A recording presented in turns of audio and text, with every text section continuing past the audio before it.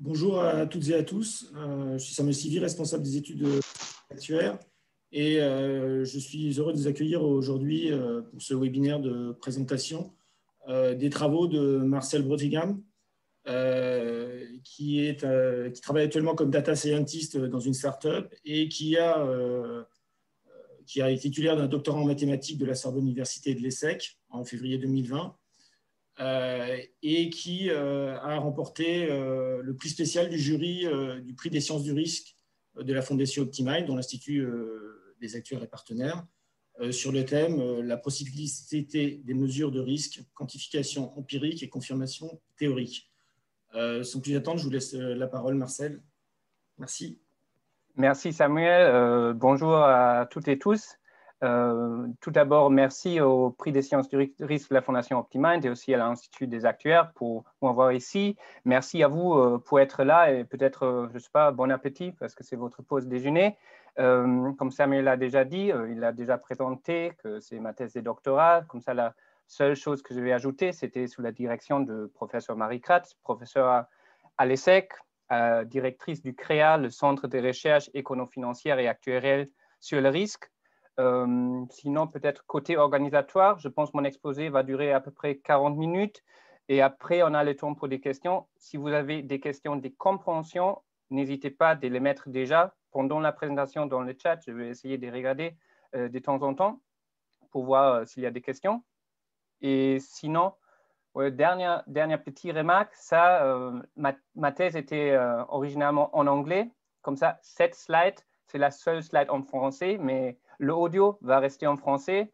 Mais en écrit, les slides, je les ai laissés en anglais parce que je fais déjà suffisamment de fautes en parlant français. Comme ça, en écrit, c'est encore pire. Donc, désolé si ça, c'est une inconvénience pour quelqu'un. Bon, avec tout ça, je pense qu'on peut commencer. J'ai appelé ma thèse la procyclicité des mesures des risques, quantification empirique et confirmation théorique. Comme ça, pour commencer, je vais donner un peu les cadres. Qu'est-ce que c'est la procyclicité des mesures de risque? Où est-ce qu'on parle de tout ça? Donc, les cadres, c'est que pour une institution financière, on a besoin d'estimer le risque, notamment le risque financier du marché inconnu futur. Et dans les régulations, ça peut être dans les régulations d'assurance ou des banques, il y a certaines étapes pour faire ça. Normalement, dans la régulation, les institutions financières ont besoin de mettre à côté des réserves, des exigences en capital contre ces risques futurs inconnus. Et le montant de cette capital, pour simplifier les choses, est déterminé par une mesure de risque. Donc, si on parle des mesures de risque, aujourd'hui, je vais parler, je pense, des deux plus connus. Et je l'ai quand même introduit un peu formellement, mais on peut rester aussi dans l'intuition. Comme ça, vous n'avez pas besoin d'avoir peur de toutes les formules. Si on regarde une variable aléatoire L qui modélise la perte et un niveau P, le value at risk, la VAR, est simplement le quantile au niveau P de cette distribution.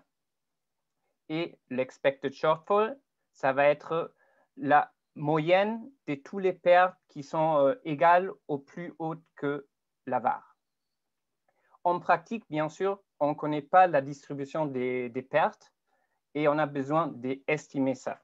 Donc, il y a des façons différentes. On peut utiliser des modèles paramétriques, des simulations Monte Carlo ou des données historiques.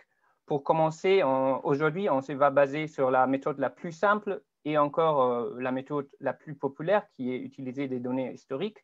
Comme ça, si on a un échantillon des N pertes historiques, L1 à Ln, l'estimateur de la VAR, ça va être simplement le quantile de l'échantillon. Donc, pour faire un exemple le plus précis possible, si on a un échantillon de taille 100, N égale 100, et on regarde la VAR au niveau 95, l'estimateur de la VAR, ça va être simplement la 5e plus grande perte. C'est parce que ça, c'est le quantile au niveau 95 de l'échantillon. Et pour l'expected shortfall, l'estimateur empirique utilisant des données historiques, ça va être simplement, et de nouveau, vous n'avez pas besoin de regarder cette formule-là, ça va être simplement la moyenne de tous les pertes qui sont plus grands ou égales à la VAR. Et donc, pour cet exemple d'un échantillon avec 100 données, ça va être la moyenne des 5 pertes plus grandes pour le expected shortfall à niveau 95. Bon, ça, ce n'est pas des nouvelles, c'était seulement pour introduire ça un peu. Et maintenant, on ne voulait pas parler seulement des mesures de risque, sinon de la procyclicité des mesures de risque. La procyclicité des mesures de risque est une fait connue, et comme ça, je voulais là seulement illustrer de nouveau qu'est-ce que ça veut dire. Et pour ça, je ici montrer la série temporelle des log rendements, ou plutôt des log pertes logarithmiques de le S&P 500 pendant les années 2007 à 2009. Ça, c'est des log rendements quotidiens. Et donc, si on fait l'estimation du value at risk avec des données historiques sur l'année 2007, pour le value at risk à un niveau 99, c'est cette ligne bleue. Et après, si on regarde un an plus tard, qu'est-ce que c'était le value at risk vraiment réalisé dans l'année 2008? C'est cette ligne rouge. Comme ça, on peut voir, dans le temps calme, on va sous-estimer le risque futur. Et à l'inverse, si maintenant on va aller un peu plus loin, si on utilise l'estimateur de l'année 2008, l'estimateur historique, comme prédiction pour le VAR de l'année 2009, qui est cette ligne verte, vous pouvez voir que vous voyez surestimer le risque futur. Donc, dans les temps des crises, c'est habituel de surestimer le risque futur. Et ça, normalement, dans la littérature, et spécialement du point de vue macroéconomique, c'est attribué au cycle économique, à les fluctuations qu'on a entre temps de crise et temps calme. Et donc, parce que ça, c'est déjà connu, dans les régulations, il y a des approches macroéconomiques pour combattre ça. Donc, pour les banques, c'est dans BAL, pour les assurances, dans Solvency, et pour des marchés d'échange des produits dérivés, c'est dans EMIR. Et dans chaque de ces régulations, on a déjà des approches macroéconomiques pour combattre un peu la procyclicité. Et aujourd'hui, ma question, c'est plutôt qu'est-ce qu'on peut dire ou qu'est-ce qu'on peut ajouter à ce phénomène d'un point de vue statistique, d'un point de vue d'un statisticien. Donc, pour présenter la structure de mon exposé, je me suis dit, je vais poser 3 questions en tant que statisticien. La première, c'est après d'avoir introduit ce phénomène, comment est-ce qu'on peut vraiment quantifier et mesurer empiriquement la procyclicité? Et parce qu'on a parlé plutôt de la VAR, on va commencer avec la VAR et plus tard parler des autres choses. Et après l'avoir quantifié, qu'est-ce que sont des facteurs qui peuvent expliquer cette procyclicité, de nouveau d'un point de vue d'un statisticien? Et le numéro 2, après, c'était pour ça qu'à la fin, c'était une thèse en statistique et mathématiques. J'ai quand même besoin de dire, est-ce que je peux arriver à prouver cette observation empirique que je fais dans la première partie d'une façon formelle, mathématique, pour prouver la procyclicité?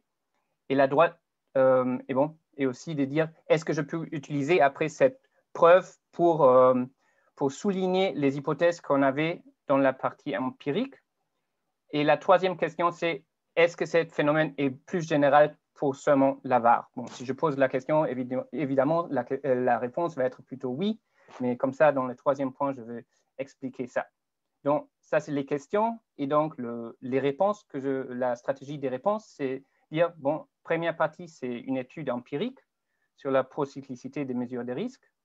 Deuxième partie, et ça va être courte et pas trop mathématique, c'est quand même de présenter un peu les intuitions pour une approche théorique à la procyclicité. Et troisième point, après discuter les généralisations qu'on a d'un côté théorique et empirique pour la procyclicité en regardant des autres mesures que seulement la VAR. Donc, ça, c'est mes 3 points. J'espère que jusqu'à ce moment, tout est clair pour vous. Et j'aimerais bien commencer avec l'étude empirique. Donc, pour commencer, ça sera de nouveau le cadre pour l'étude empirique. Pour l'étude empirique, on a utilisé des données des 11 indices boursières, les rendements logarithmiques quotidiens de l'année 1987 jusqu'à 2018. Ça, c'était parce que c'était les données qui étaient disponibles pour 11 indices. On voulait avoir une variété des indices pour vérifier notre hypothèse. Et après, on a regardé comme mesure de risque la VAR. Donc, de nouveau, la formule ici, c'est peut-être un peu lourd et je veux seulement vous donner l'intuition. Qu'est-ce qu'on a fait pour la VAR? On a estimé la VAR de façon historique, comme je expliquais avant, en utilisant un échantillon de la taille de 1 an. Et on a regardé le niveau de la VAR à 95, mais aussi à 99, à 97,5, dans des niveaux différents. Et on l'a mesuré dans une fréquence mensuelle. Donc, chaque mois, on a pris un échantillon de 1 an des données historiques et on a mesuré la VAR. Et ça, c'est de nouveau rien de nouveau, c'est seulement l'approche. Comme ça, par le S&P 500, un exemple d'un indice qu'on a utilisé. Ça, c'est à la fin la série temporelle de notre estimateur du VAR qui en met à jour chaque mois. Donc, mais on ne veut pas parler de la VAR, sinon l'idée, c'était de parler de la qualité de l'estimation de cette VAR. Donc, la deuxième étape, c'est d'introduire un estimateur pour mesurer la qualité de la prédiction qu'on fait avec notre VAR historique. Et là, je ne vais pas inventer un nouveau mot, comme ça, je vais garder le mot anglais qu'on a utilisé, la Look Forward Ratio. C'est ça, et de nouveau, je vais l'expliquer d'un côté intuitif. C'est une ratio entre deux estimateurs de la VAR.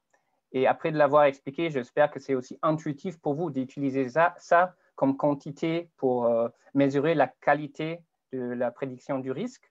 Donc, dans le dénominateur, on va faire l'estimation du VAR historique en utilisant un échantillon d'1 an et on va utiliser ça comme indicateur pour la VAR inconnue de l'année prochaine. Comme ça, si ça, on utilise les données de l'année 2007 pour estimer la VAR, ça c'est notre indicateur, notre prédiction pour la VAR réalisée l'année prochaine, l'année suivante, donc l'année 2008.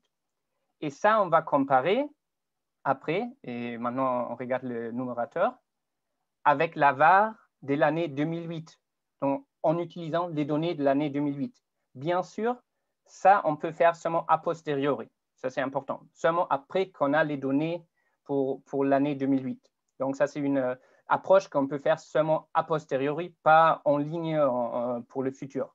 Donc, on va comparer l'estimation pour le risque futur avec la réalisation après qu'on a eu. J'ai vu rapidement une question. Ah, non, c'est bien. Pardon.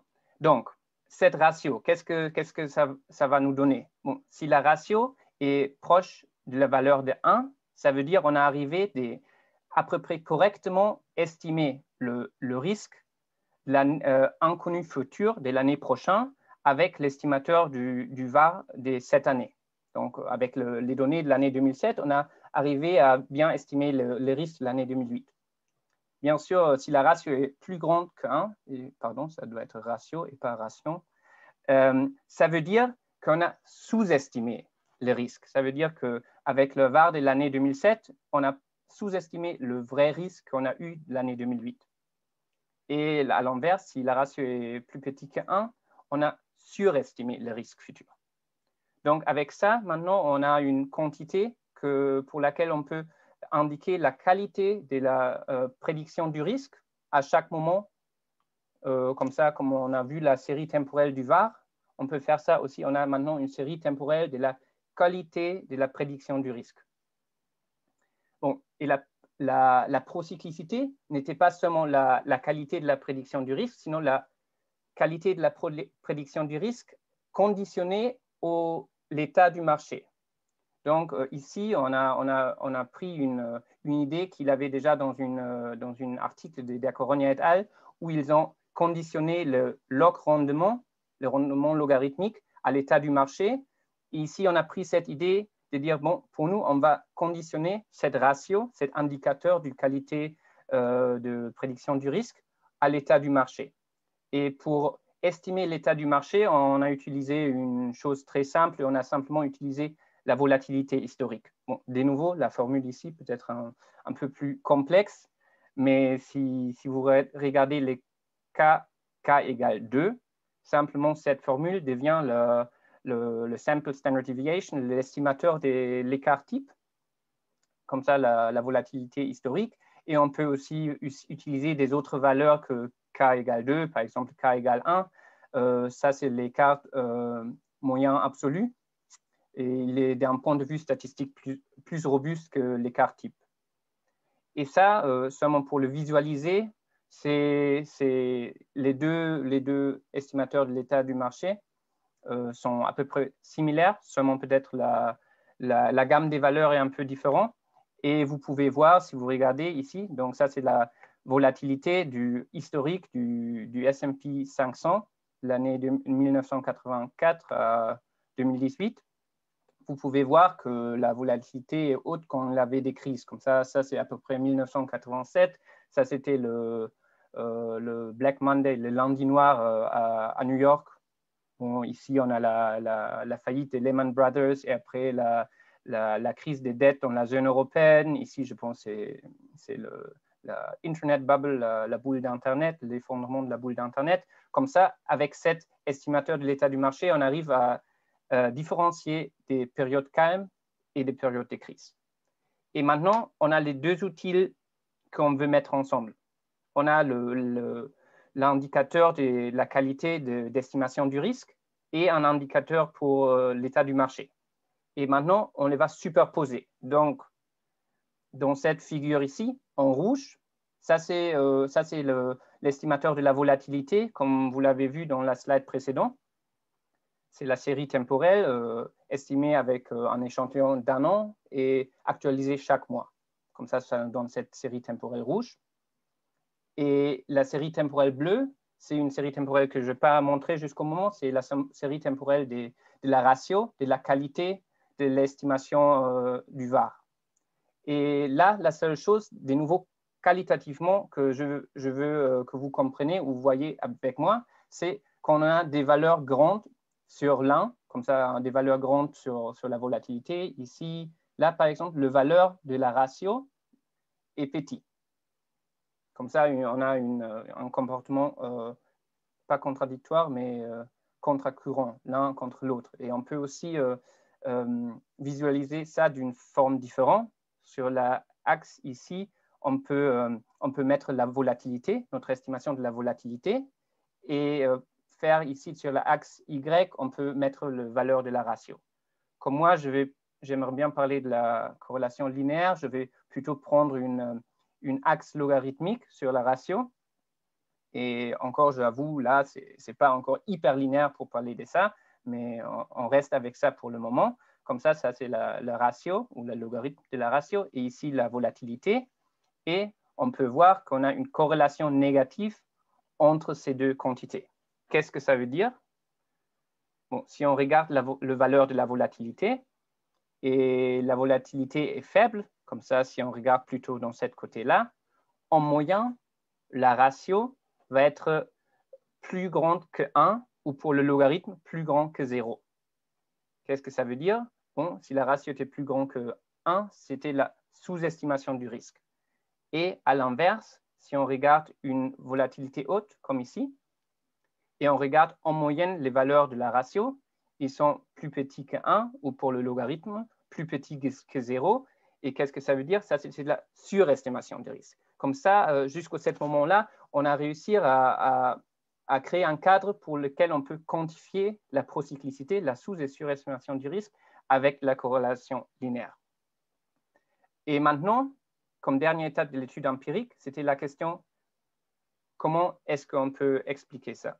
Bon, peut-être jusqu'ici, rapidement, si vous avez des questions sur cette approche, vous les posez maintenant rapidement. Mais sinon, ça sera pour après. D'accord, je vois aucune question. Donc, on continue avec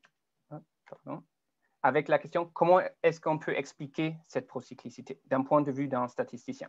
Et l'idée, c'était d'essayer de trouver un modèle stochastique qui peut exactement reproduire cet comportement des procyclicités qu'on a vu empiriquement.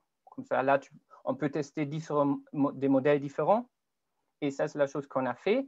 Et à la fin, on a trouvé qu'un modèle simple, Garch 1.1, que je vais vous rappeler ici dans une seconde, a bien reproduit les caractéristiques observées de la procyclicité. Et attention, ici, pour moi, c'est important de dire qu'avec le modèle Garch 1.1, ce n'est pas qu'on dit qu'un modèle Garch 1.1, c'est un modèle approprié pour modéliser les rendements financiers ou le rendement logarithmique financier dans les vraies données, sinon seulement que ça réussit à capter le comportement de la procyclicité. Donc, le modèle Garch 1.1 pour le log rendement, c'est un modèle multiplicatif avec une processus IID, normalement peut-être gaussien, avec espérance 0 et variance 1, multiplié par la volatilité. Et la volatilité est un processus qui dépend des trois paramètres, oméga, alpha et bêta, et dépend de l'état précédent, à un moment t-1, de le rendement carré et de la volatilité carré. Bon, comme ça, pour montrer que cette processus Garch reproduise les observations empiriques, on a fité ce processus à chaque de notre 11 indices avec une procédure d'optimisation robuste pour avoir la valeur oméga, alpha et bêta des trois paramètres du Garch. Et on a fait 5000 réplications pour chaque indice. Et on a utilisé la taille d'échantillon comme dans les données historiques. Et après, pour chaque de ces échantillons, on a fait la même analyse statistique que je vous montrais avec les données historiques. Et on pouvait voir que qualitativement on a un comportement similaire aux données historiques. Comme ça, seulement pour vous rappeler, ça c'était le comportement des procyclicités pour l'exemple de l'indice S&P 500 avec les vraies données et avec des données Garch 1.1, c'était ça. Peut-être c'est plus juste si je le mets dans des axes normalisés. Comme ça c'est de nouveau les données historiques. Et ça, c'était les données du Garch. Ça, on a qualitativement un comportement similaire. Mais la chose qu'on a vue aussi, c'était que si on prend un modèle qui n'est pas les Garch, sinon un modèle très naïf, qui est le modèle IID, ça veut dire c'est modéliser le rendement d'une façon que le rendement au moment T ne dépend pas du rendement au moment du futur et du passé. Comme ça, l'un rendement de 7 jours est indépendant de la prochaine ou les précédents. Comme ça, de nouveau pas réalistique en réalité, mais on a vu que même avec un processus comme ça, dans lequel il n'y a pas de dynamique de volatilité, on a de la procyclicité, dans le sens on a de la corrélation négative. Pour vous montrer la différence, la procyclicité dans un modèle Garch, dans la moyenne des 5000 répétitions, c'était 62, comme ça, plus proche à les données, mais quand même, on avait aussi une corrélation négative dans les modèles IID. Comme ça c'était la conclusion que le modèle IID a une apparence différente, mais a quand même une corrélation négative. Donc, qu'est-ce que c'est les conclusions qu'on peut faire d'un point de vue empirique? Bon, on a réussi à créer un cadre pour quantifier la procyclicité d'une façon empirique. Et on a vu qu'une partie de la procyclicité existe, même si on n'a pas de dynamique de volatilité. Comme ça, c'est-à-dire probablement une partie de la procyclicité est intrinsèquement liée à la façon d'estimer le risque avec un estimateur historique, comme dans le modèle IID. Mais on a vu aussi que si on regarde la procyclicité d'un modèle Garch, on est plus proche à la procyclicité des données empiriques. Donc, on a eu la hypothèse de dire, bon, peut-être les caractéristiques du modèle du Garch, c'est le clustering et le retour à la moyenne de la volatilité vont augmenter cette procyclicité. Et si on parle du clustering et retour à la moyenne de la volatilité, c'est à peu près un peu les choses que les macroéconomistes appellent le cycle économique, qui aussi a cet retour à la moyenne de la volatilité après un certain moment. Donc, ça, c'est les conclusions empiriques.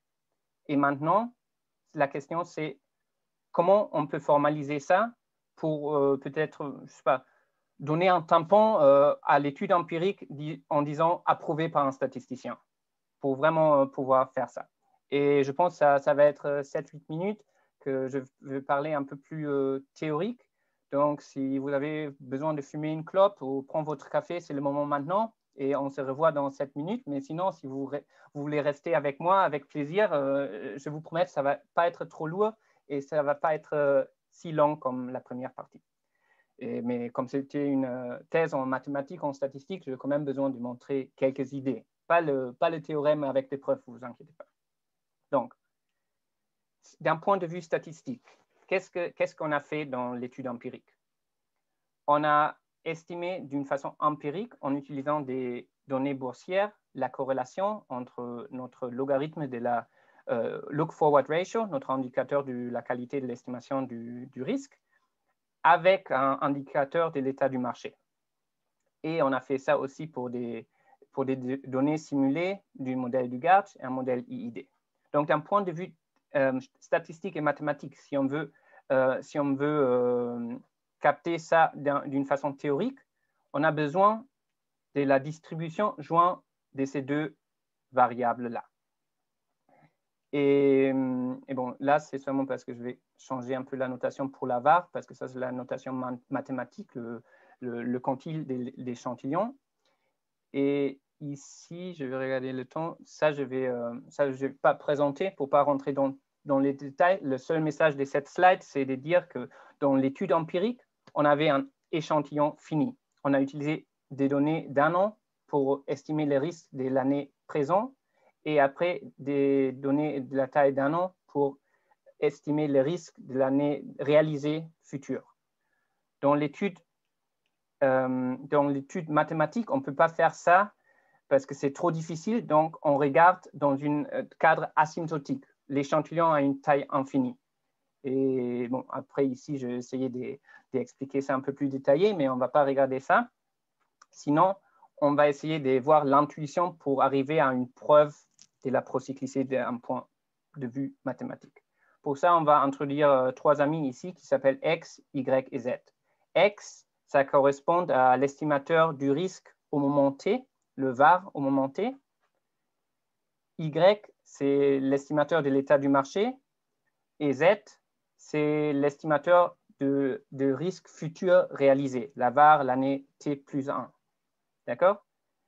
Et ça, de ces conditions, je vais vous parler dans une seconde. Comme ça, si on veut réécrire cette corrélation-là, qui était la corrélation de l'étude empirique, avec ces trois amis qu'on appelle X, Y et Z, comme c'est le logarithme d'une ratio, c'est Z moins X, et ça, c'était Y, comme ça c'est la corrélation, et ça, c'est simplement la définition de la corrélation. Donc, maintenant, si on a trois hypothèses, si on dit qu'on n'a pas de corrélation entre X et Z, ça veut dire qu'on n'a pas de corrélation entre l'estimateur du VAR au moment maintenant et l'estimateur VAR de risque futur réalisé. De nouveau, dans le pratique, empirique, ce n'est pas vrai, parce que bien sûr, le VAR de l'année 2007 va être corrélé avec le VAR de l'année 2008. Mais ici, on parle dans un cadre asymptotique, dans lequel la taille de l'échantillon est infinie. Si on assume qu'on n'a pas de corrélation entre les deux estimateurs des VAR et on n'a pas de corrélation entre l'estimateur de VAR, l'estimateur de l'état du marché, qui était Y, et l'estimateur du VAR de l'année suivante.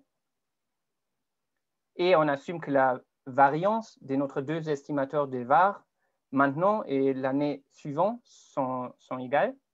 On peut réécrire cette corrélation. On a dit que Z n'est pas corrélé avec Y. Comme ça, ça nous donne moins la covariance de X et Y. Et on a dit aussi que la variance des Z et X est la même et Z et X ne sont pas corrélés. Donc, on a deux fois la variance des Z et X. Bon, pardon, ça doit être square root, je ne sais pas, j'ai oublié le mot, désolé, square root. Racine carrée? Merci beaucoup, racine carrée. Racine carrée, donc, et après, si on réécrit la covariance ici, c'est exactement la corrélation entre X et Y. Comme ça, on a moins 1 racine carrée 2, racine carrée 2 de cette corrélation. Donc, on a réussi à transformer la corrélation entre trois variables à la fin à une corrélation entre X, qui était notre VAR au moment T, et Y, qui était l'estimateur de l'état du marché au moment T. Et on a eu deux hypothèses. L'une, on a été cette hypothèse d'avoir pas de corrélation. Dans un modèle IID, ça va être vrai parce que dans un modèle IID, même le rendement au moment T n'est pas corrélé avec le rendement T plus 1 parce qu'ils sont indépendants. Pour le modèle des Gartz, on a besoin de travailler un peu plus, mais on peut montrer ça parce que les modèles de Garch sont connus d'avoir une mémoire courte qui, après un certain moment, se va effondrer. Donc, ça, c'est l'idée principale après arriver à avoir une corrélation négative, comme on l'a vu dans la procyclicité empirique, avec cette transformation. Et donc, je vais vous seulement rapidement montrer ce théorème sans entrer dans les détails. Qu'est-ce qu'on veut dire à la fin? Bon, on veut dire à la fin, si on regarde notre ratio, ensemble avec l'estimateur du état du marché, on peut dire que le comportement est asymptotique gaussien. Et ça, c'était la chose que j'ai essayé d'expliquer dans la slide précédente, que la corrélation est égale à -1 racine carrée 2 multiplié par une corrélation qui va être positive. Donc, on a toujours une corrélation négative. Donc, et cette corrélation négative, c'était pour nous notre procyclicité. Et la même chose, on a fait pour le Garch. Et je ne vais pas vous montrer, de nouveau, je ne vais pas rentrer dans les détails dans cette slide. Sinon, maintenant, c'est le moment de se réveiller pour tout le monde qui ne voulait pas suivre un peu la mathématique, parce que maintenant, c'est le moment dans lequel on va connecter les résultats théoriques avec les résultats empiriques. Comment est-ce qu'on peut utiliser ces résultats théoriques pour valider notre étude empirique? Donc, ça, c'est un petit rappel. Ça, c'était les 3 images que vous avez vues sur la procyclicité, ici pour les données historiques, ici pour un modèle Garch, et ici pour un modèle IID. Donc, maintenant, ça, c'est notre base, le modèle historique. Et maintenant, on veut plutôt utiliser pas les simulations empiriques de la procyclicité, sinon notre théorème théorique sur la procyclicité pour le modèle Garch. Parce qu'on avait dit les deux sont similaires. Donc, peut-être si on peut dire quelque chose sur la procyclicité théorique dans le Garch, on le peut utiliser pour confirmer quelque chose dans l'empirique. Mais le problème avec les théorèmes dans un modèle Garch, c'est qu'on n'a pas une solution à forme fermée. Les expressions sont difficiles et on ne peut même pas faire des simulations sur des expressions, des solutions qui ne sont pas de forme fermée parce qu'ils ont un mauvais comportement à échantillon fini. Donc, on ne peut pas directement utiliser les résultats dans le cas du Garch. Pour le cas de procyclicité dans le cas IID théorique, on a la chance d'avoir des solutions simples sous forme fermée, mais on avait vu ici que le comportement dans le cas IID est vraiment différent du comportement dans le cas empirique. Donc, ça ne nous sert à rien de vouloir comparer les résultats théoriques IID avec les résultats empiriques directement. Donc, ça, c'est un petit rappel du modèle du Garch, parce que j'aurai besoin dans la prochaine slide. Si on se rappelle que le modèle du Garch 1.1, c'était de modéliser le rendement logarithmique par un produit d'un processus IID avec espérance égale à 0 et variance égale 1, et ce modèle de la volatilité Garch.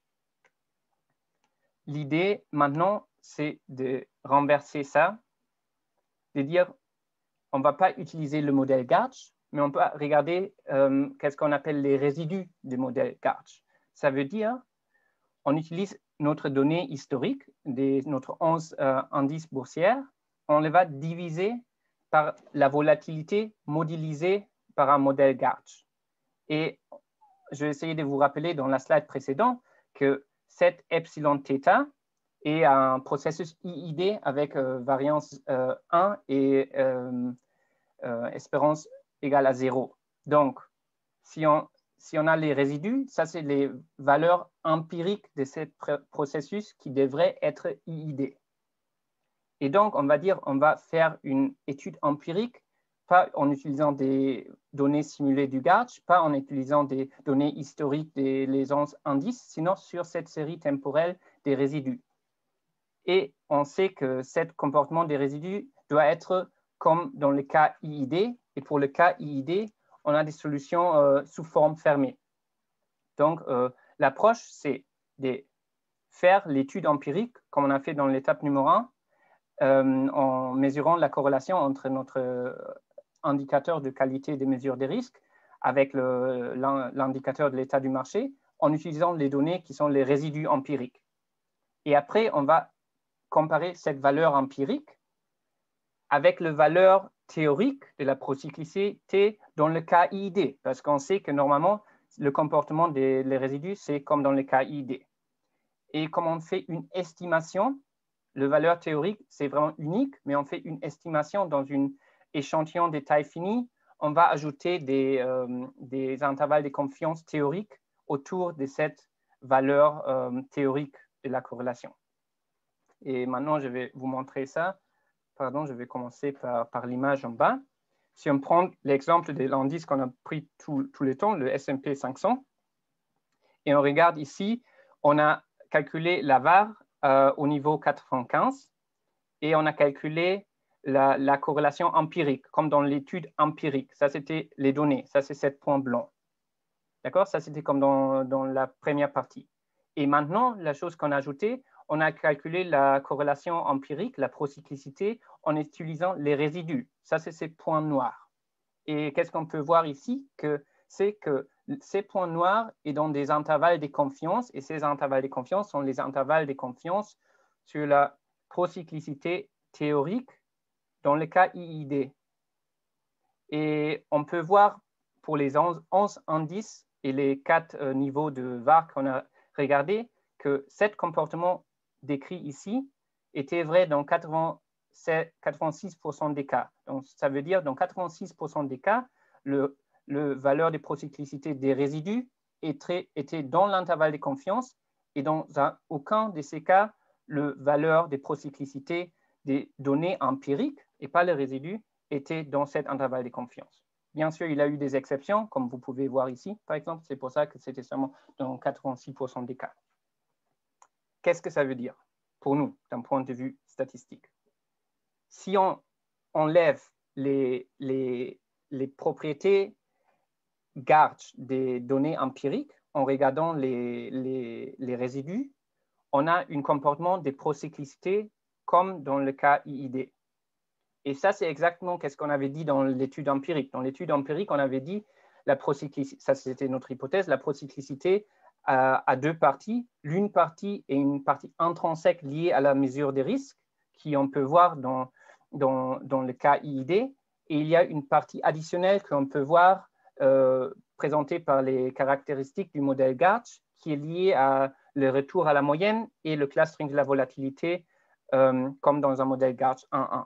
Et ce deuxième point est un peu cette partie qui, par les macroéconomistes, est déjà et la chose qu'ils s'attendent. Ils disent que c'est lié au cycle économique, mais cette première partie d'avoir un facteur intrinsèque lié à l'estimateur du risque n'est pas prise en compte dans toutes ces approches macroéconomiques.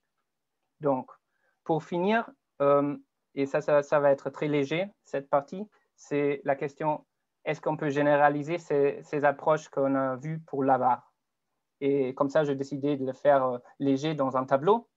Je vais utiliser 3 crochets. Le premier crochet, ça veut dire, dans ce cas, on a confirmé la procyclicité d'un côté empirique. Le crochet rouge, ça veut dire dans le cas théorique IID, et en vert sur le cas théorique pour les modèles Garch. Donc, pour notre présentation ici, la première et deuxième section étaient exactement ça, de regarder la VAR comme mesure de risque et comme estimateur pour l'état du marché, on a regardé l'écart moyen absolu, le mean absolute deviation. Bien sûr, on peut aussi regarder un autre estimateur de la volatilité comme l'écart type et on va trouver le même comportement, aussi une procyclicité, et on peut regarder des estimateurs plus généraux pour la volatilité, de lesquels je ne vais pas parler maintenant. Et on peut, parce qu'on voulait aussi parler sur des autres mesures de risque, on a fait la même chose pour l'expected shortfall. On obtient le même résultat. Ça ne veut dire pas qu'on a le même degré de procyclicité, mais on a aussi de la procyclicité dans la mesure de risque expected shortfall et aussi dans une troisième que je ne vais pas présenter ici, l'expected. Et d'un point de vue théorique, on est allé un peu plus loin. On n'a pas seulement regardé un processus Garch 1.1, sinon une famille beaucoup plus grande qui s'appelle la famille des processus GARCH-PQ augmentés, qui contient une vingtaine des processus GARCH différents, et on a quand même obtenu le même résultat. Donc, le message principal, c'est de dire n'importe quel type d'estimateur pour l'état du marché, estimateur de volatilité vous utilisez, n'importe quelle mesure de risque, et pour n'importe quel modèle, si c'est un modèle IID, si c'est un modèle du GARCH, vous auriez toujours la procyclicité des mesures de risque. Vous ne pouvez pas éviter ça. Et donc, ça, je ne vais pas présenter, je vais aller plutôt par ici. Avant de finir, je déjà, et peut-être pour vous habituer à des questions de votre côté vous-même, c'est une façon cachée pour donner des réponses à des questions. J'ai déjà quelques questions que je vais répondre pour vous. Peut-être c'est des questions que vous pouvez avoir, que moi j'ai eues ou dans des autres conférences, ils m'ont demandé ça. Comme ça, je dis questions, remarques ou même des doutes. Qu'est-ce qui se passe si on utilise dans l'étude empirique des données qui ne sont pas quotidiennes, mais on utilise une autre fréquence, mensuelle ou hebdomadaire? Ou si on utilise une autre taille d'échantillon, pas 1 an, sinon 2 ans? Et la réponse à ça, bon, dans tous ces cas différents, on va quand même observer la procyclicité. Ce n'est pas lié à la fréquence des données ni à l'échantillon utilisé. Peut-être une question plus intéressante en pratique, c'est qu'est-ce qui se passe avec les autres méthodes d'estimation? On a parlé seulement de la méthode d'estimation historique classique. Il y a des autres méthodes historiques filtrées ou avec pondérées.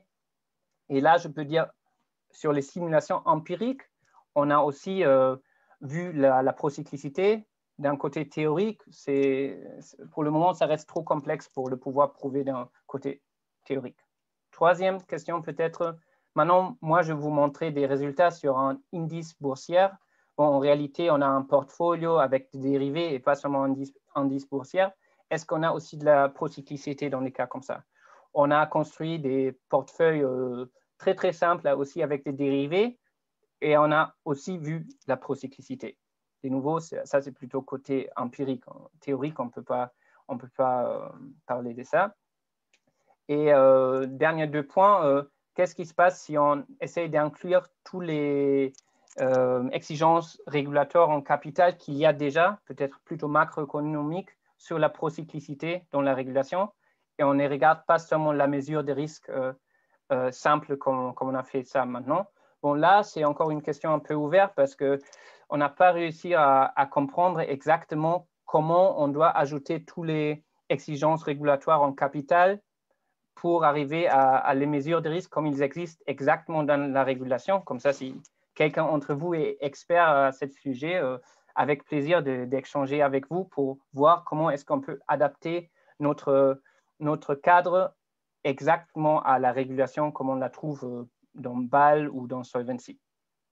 Et dernière question, on a parlé du problème du procyclicité. Est-ce que je peux aussi vous proposer des solutions? Oui et non, on travaille sur ça. On a déjà commencé il y a 1 an après d'avoir fini ma thèse, parce qu'on a des idées très claires comment construire des mesures de risque qui vont diminuer la procyclicité en utilisant cette idée qu'on a une corrélation négative, mais on n'a pas encore publié un working paper comme ça pour le moment. Je ne peux pas vous donner une réponse définitive, mais on est sur les chemins. Donc, ça, c'est de mon côté tout. Merci beaucoup. Si vous êtes intéressé pendant l'été de lire une thèse en maths de 200 pages, bon, ici, vous la pouvez trouver. Si vous avez des questions qu'on ne peut pas arriver à répondre maintenant, ça, c'est mon email ou sur LinkedIn. Et sinon, je vais regarder maintenant sur le chat s'il y a des questions additionnelles.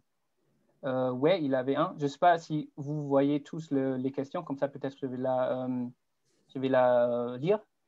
Avez-vous, s'il vous plaît, estimé l'impact qu'aurait une mesure de la procyclicité plus fine sur les mesures des risques actuels type Solvency 2 ou BAL 3? Ah ouais. Bon, j'ai essayé un peu de répondre à cette question. Comme ça, ce n'est pas encore clair. Je répète, si quelqu'un est un expert, donc comment vraiment construire pour un portefeuille simple ces mesures des risques qui sont exactement comme dans BAL ou Solvency, avec plaisir d'échanger avec vous. Sinon, je ne vois pas des autres questions. Vous travaillez sur quelle piste des solutions, s'il vous plaît? Oui, ça, je peux vous dire dans le sens, je ne sais pas si je peux revenir parce que peut-être ça va être, pardon, c'est plus facile de scroller comme ça. Sur quelle piste des solutions? C'est bon, basiquement, c'est-à-dire la piste la plus directe, c'est des. Maintenant, je vais ouvrir de nouveau ça en maximal. C'est de dire, bon, on a cette corrélation négative qu'on peut voir entre la ratio et l'estimateur de volatilité. Donc, l'idée, à la fin, c'est de dire pour tous les ratios-là, on veut arriver de les corriger pour être proche à 0.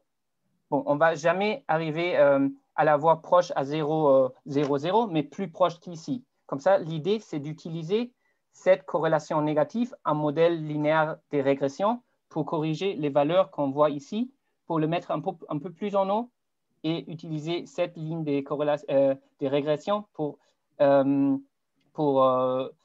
corriger ces valeurs-là, de les pousser un peu plus en bas. Ça, c'est l'idée d'utiliser cette corrélation négative. Je ne sais pas si je m'exprimais suffisamment clair.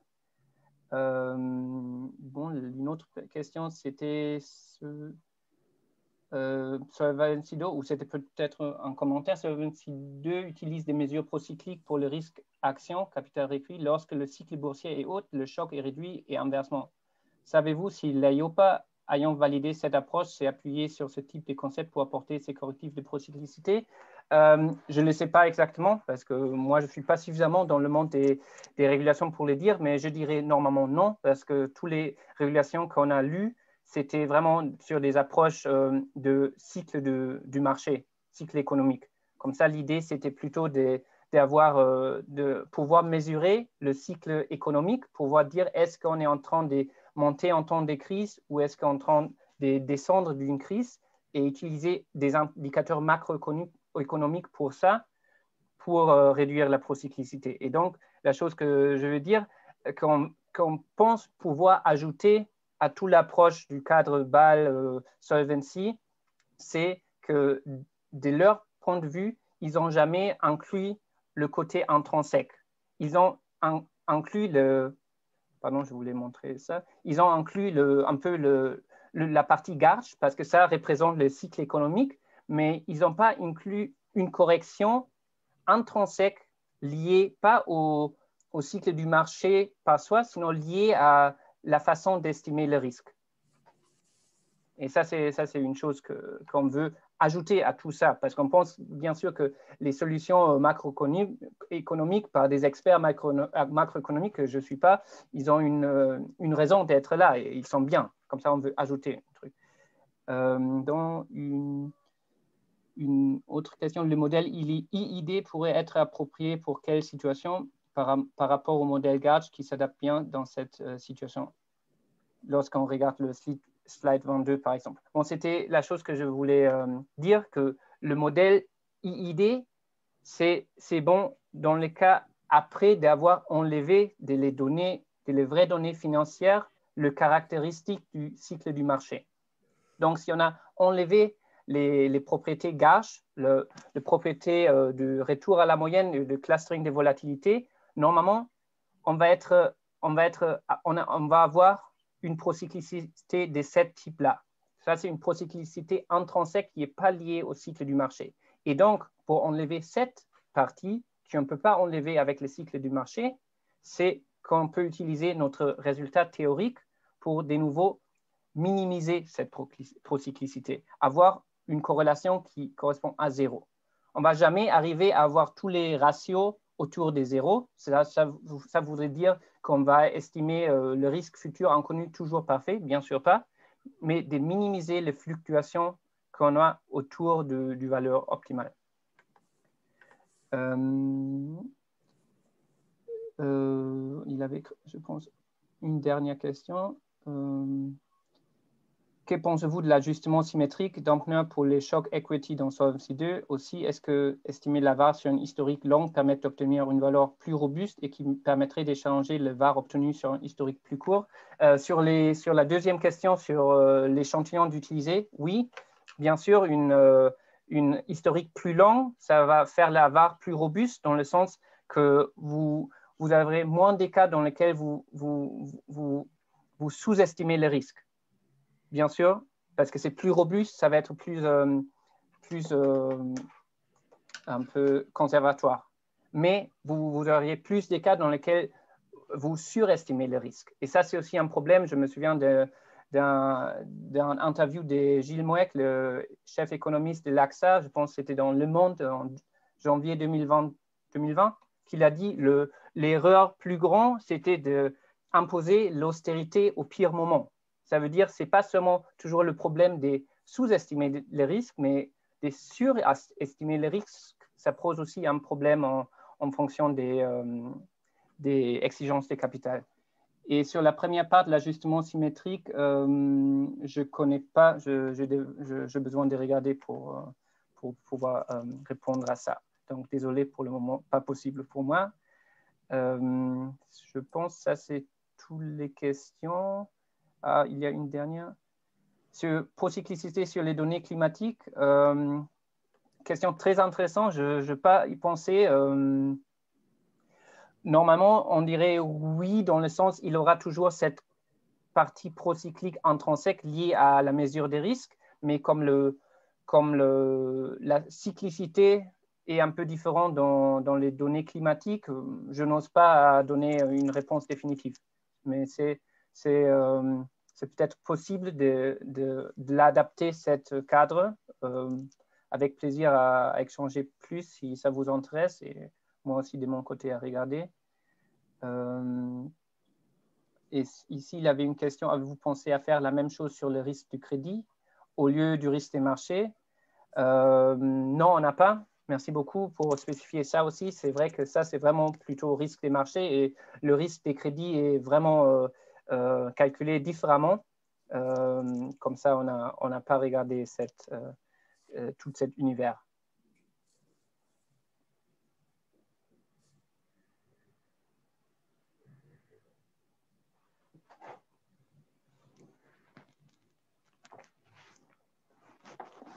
J'espère qu'avec ça, j'ai bien répondu à votre question. Si quelque chose n'était pas suffisamment clair, n'hésitez pas à reposer votre question ou faire une suite. Sinon, oui, je peux donner la parole à Samuel qui avait une annonce encore avant que vous partez. Oui, d'abord un grand merci et bravo Marcel pour cette présentation. Est-ce que vous pouvez mettre la slide sur le concours? Oui, bien sûr. Ça va prendre une seconde parce que c'est vraiment la dernière slide de tous les slides. Hop, je vais mettre ça. Voilà, c'était juste pour vous rappeler à tous que le prix des sciences du risque est ouvert, que les étudiants en M2, doctorants et jeunes chercheurs peuvent encore y participer jusqu'au 23 juillet. Que l'Institut Actuaire est bien évidemment partenaire de ce prix. Et puis voilà, et donc je voulais tous vous remercier, et un grand merci, un grand bravo à Marcel pour cette présentation. Bon après-midi. Merci à vous tous et bon après-midi aussi, tous et toutes, bien sûr.